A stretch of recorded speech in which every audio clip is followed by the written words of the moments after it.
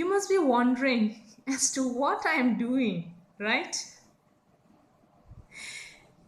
If you observe carefully, you will understand and you will know that that is the situation everywhere around. Everyone may be tired of this lockdown, of this pandemic, of this corona, of this flood, of this war, of this chaos everywhere around. Tired of waiting when that day will come. When will we be normal again? When will we be able to meet again? Tired of praying. Yes. Are you tired of praying? Good morning to one and all. I'm Sister Regina Mary Croppy. May the peace, love, and Christ be with you always. Today, I would like to deal on this topic, prayer. Prayer is such an ordinary activity that sometimes it has become a part of our life, our daily life. And there is every possibility that we may take this mysterious, wonderful activity or its reality for granted. But if I have to ask you, from the time I have been born, from the time I was young, I have been eating morning, noon, night, followed the day after. I'm tired of eating, so I better not eat now. I have eaten enough. I have grown up now, so I'll stop eating. Would you say that? Would you say that? Because I'm sure if you stop eating, your whole physical being will lose what you need for the strength. So the same way applies here. You cannot or you should not stop praying.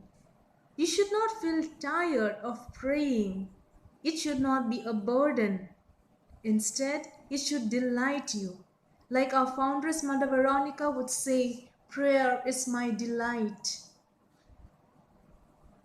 There are many forms of prayer.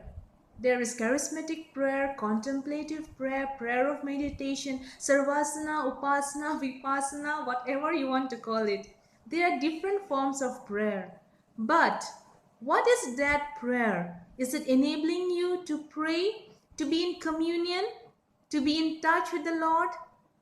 That is the most important thing. It is what? Prayer is a close communion with the one whom you know loves you. And it has to be from the heart.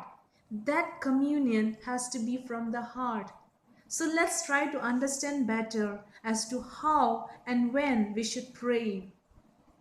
It's taken from Matthew chapter 6 verses 5 to 8. It reads, when you pray, do not be like the hypocrites who love to stand and pray in the streets and synagogues, so that others may see them. Amen. I say to you, they have received their reward. But when you pray, go to your inner room and close the door and pray to your Father in secret, and your Father who sees you in secret will reward you. In praying, do not babble like the pagans do, who think that they will be heard because of their many words. Do not be like them.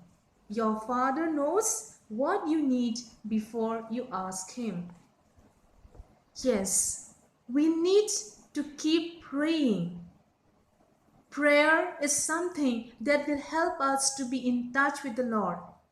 Who knows, the Lord is asking us in this point of time to recheck ourselves as to how is our communion with the Lord. If we take prayer as a ritual, as a burden, as a daily routine, then surely it's not going to help us in any way. We are not going to become close to God. Instead, we will feel all the more a burden. So, my dear friends, let us try more and more to be a person of prayer and never feel tired of praying to the Lord. Let us remain always close to the Lord, in touch with the Lord, because the Lord who created the universe of heaven and earth knows very well when the right time is. Our human mind will not and never be able to comprehend the wonderful ways, the plan of God. So let us cooperate with Him, let us be patient enough, and let us never stop praying, never cease praying to the Lord. For our heart will continue to remain restless until it rests in God, says St. Augustine.